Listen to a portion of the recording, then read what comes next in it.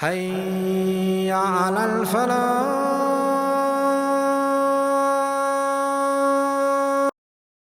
الحمد لله رب العالمين والعاقبة للمتقين ولا عدوان إلا على الظالمين، وأشهد أن لا إله إلا الله وحده لا شريك له، وأشهد أن محمدًا عبده ورسوله صلى الله عليه وعلى آله وأصحابه أجمعين.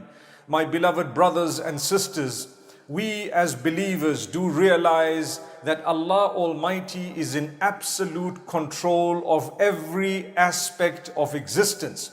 We call Him Rabbul Alameen, which means Rabb of the worlds referring to entire creation, every species and everything that Allah has made from the beginning right up to the end. And the term Rabbun refers to the one who is in absolute control of every aspect of that creation that He has created. So when we say Alhamdulillahi Rabbil Alameen, we are saying praise be to Allah. In short, Lord of the worlds. But the translation of it would mean the one who created, who nourishes, cherishes, provides for, protects, the one in whose hands lies the cure, and so much more, every aspect of existence of all those whom He has created. That is Rabbul Alameen. We also believe that none can be harmed except by the will of Allah. If Allah has decreed that some harm is going to reach you, that is the only time it will reach you.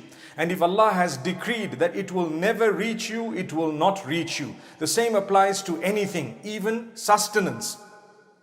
If Allah has written that a gold coin is supposed to come in your direction, it will come to you. And if He has written that it will not come to you, it will never come to you. مَا أَصَابَكَ لَمْ يَكُنْ لِيُخْطِئَكَ وَمَا أَخْطَأَكَ لَمْ يَكُنْ لِيُصِيبَكَ. That which got to you was never meant to miss you. And that which missed you was never meant to get to you.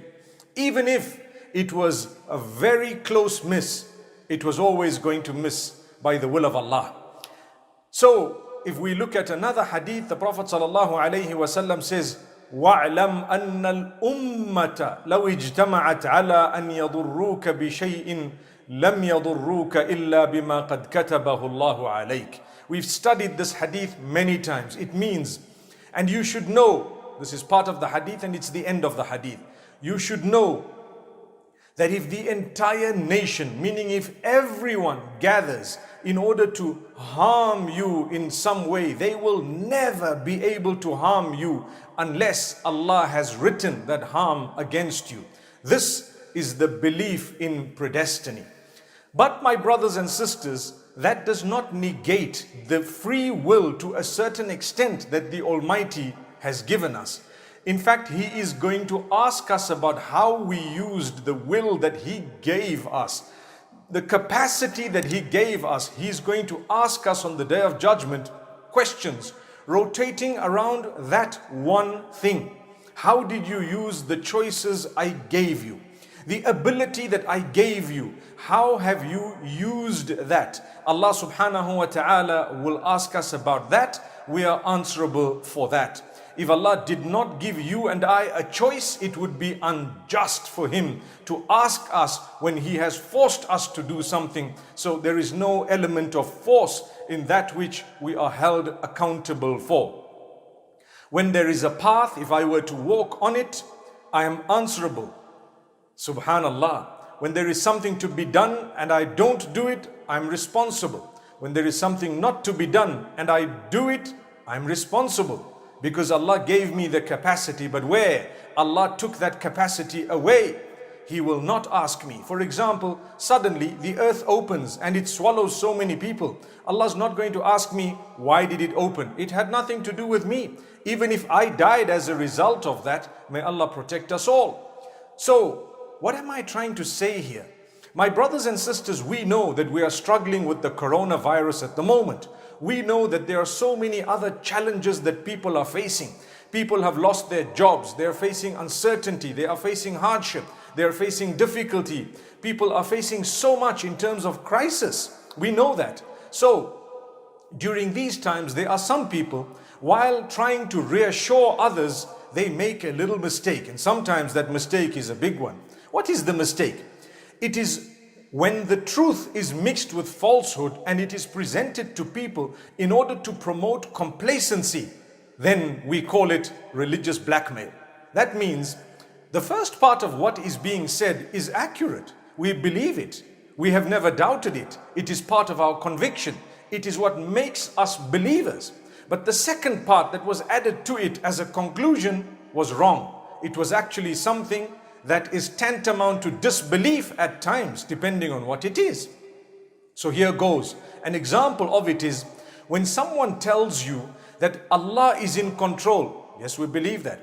Nothing will happen except by the will of Allah. Yes, we believe that. Nobody can ever get sick except by the will of Allah. Absolutely. Nobody dies except when Allah chooses. Absolutely, that's our belief. That's our core belief. We stand by it and we are convinced by that.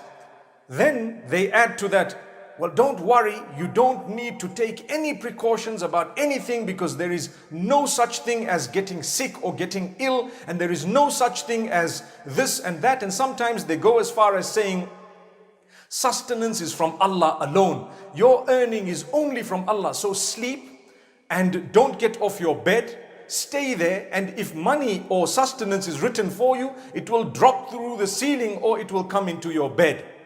We know that that is a joke. The last part of it is a joke. It is wrong. It is actually something known as tawakkul. The difference between tawakkul and tawakkul, I can quickly explain it to you. Tawakkul is when you've understood Allah is in absolute control and He wants you within a capacity that He gave you. He gave you a capacity, He gave you a brain, He gave you an ability. He wants you to utilize those in order to do that which is beneficial for you, in order to protect yourself as best as possible, in order to exercise every precaution, in order to do whatever is needed to be done for prevention, in order to safeguard your property. You need to do whatever you can to look for the job, to go out to search for it, to work hard and so on. And then you leave it in the hands of Allah subhanahu wa ta'ala. It does not mean I did not believe in it from the first place. No, I did. I always believed that only Allah will give me. But I also believe that Allah wants me to fulfill a role that He has made clear through the Messenger Muhammad, peace be upon him. And this is why there are people who either don't have knowledge, or they do have the knowledge, but for some strange reason, they are promoting complacency. And so they forget when they are citing evidence that they need to cite the evidence completely and not just a part of it. For example, there is a hadith where the Prophet ﷺ says, لو أنكم تتوكلون على الله حق توكله لرزقكم كما يرزق الطير.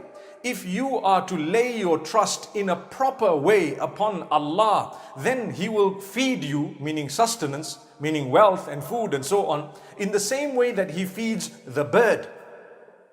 Okay, that sounds very interesting, which means I lay my trust in Allah. I'm convinced that I'll only get sustenance if it's written for me, and I know that Allah alone will give me. So that is tawakkul, is it? And Allah says He'll provide for me the same way He has provided for the bird. And so people stop there and they get excited and they promote complacency. They tell people, don't worry, no matter what you do, you're still going to get the same amount. So just sit back, sit at home, and don't worry, you can laze around, sleep around, you don't need to make any effort and so on. Wallahi, they've lost the plot. They've missed the other part of the hadith. The rest of it says regarding the bird, تَغْدُو خِمَاسًا وَتَرُوحُ بِطَانًا. The bird leaves the nest in the morning with an empty belly and returns at the end of the day, having struggled all day to look for the food. It comes back with a filled belly. That hadith means, now when we marry the two in the same hadith, Allah is saying, if you were to lay your trust correctly in Allah, He will feed you the same way He feeds the bird. The bird leaves the nest early morning with an empty belly. It works all day and comes back at the end of the day with a belly that is filled. Where it got the sustenance from, how it got it, Allah provided. But was there not an effort from the bird? How can we miss that part of the hadith out? There was an effort. So to make an effort is part of your conviction in the power of Allah, the decree of Allah, and the destiny. Where you are totally incapable, Allah's not going to ask you. For example, a person is paralyzed. They don't know, they cannot move, they don't know where the next meal is going to come from. We would tell them, at least talk to someone or try something, or we would reach out to them. We ask Allah to help all those who are struggling in whatever way they are struggling, my brothers and sisters. So that is regarding sustenance. There's the hadith. What about regarding sickness and plague? The Prophet ﷺ has told us that we need to do whatever is in our capacity to protect ourselves from harm. We must. The same applies. At night, you cannot just leave your property unattended and leave it all strewn around or open if it is a building or a car, unlocked, and then say, I lay my trust in Allah. Allah says, we know that definitely only what we have decreed to happen will happen. But we asked you to be responsible. We asked you to lock it and then say, I lay my trust in Allah. We gave you the capacity. Your capacity was a God-given capacity. Your brain is God-given. It's given by Allah. Your capacity is given by Allah. It does not negate your faith. In fact, it is a part of your faith that you believe that I have this capacity given to the limit that Allah has given it to me. So our capacity is indeed limited. So therefore, beyond our capacity, we have to then say, I've done whatever Allah has asked me to do. Now I will definitely be laying my full trust in Allah to take care. Whatever happens now, I will not blame myself. So if the robbers come to your house and you had locked it and you had an alarm system and you had everything and they still got away with something, be happy it was the decree of Allah subhanahu wa ta'ala. But if you left it unlocked and you left it strewn and your property, your money, your gold or whatever jewelry or valuables were all over, and then you said, well, I'm a believer, nothing will ever happen except by the will of Allah, that part of the statement is correct. And then you concluded to say, so therefore I'm leaving all of this. You were actually a fool. It's like a person who says, well, already those going into heaven and hell are known by Allah. So what's the point of me making an effort? Well, Allah says, you don't know, you make an effort. You really don't know where you're going. So try in one direction and perhaps Allah has written that for you. But if you were not to make an effort at all, perhaps your name would be written from among those who are foolish and who would then suffer the loss in the hereafter as well, which is an eternal loss. My brothers and sisters, that's not good enough. The same applies when it comes to anything. Look at the camel. We are taught, اعقلها ثم توكل على الله. Yes, we do have trust in Allah from the beginning. That's part of our faith. But we also believe that when we lay trust in Allah, specific trust, the general trust is there as part of our belief as Muslims. But when we lay specific trust, we have to ask ourselves, have I played my role? The role Allah has asked me to play? If not, well, that's not good enough. That is tawakkul. So tawakkul is when you lay your trust in Allah after having done whatever Allah has given you in terms of capacity, and then you say, I played my role, oh Allah, I lay my trust in you. That is called tawakkul. And Allah says, oh you who believe, lay your trust in Allah.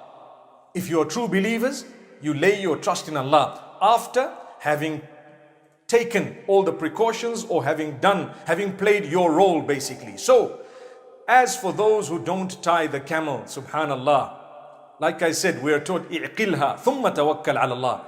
Tie the camel and then lay your trust in Allah. Don't just leave the camel loose and say, well, if it's meant to be lost, it will be lost. And if it's meant to be stolen, it will be stolen. That is very, very foolish. So my brothers and sisters, remember this. Thank you so much for listening to this short message. I pray that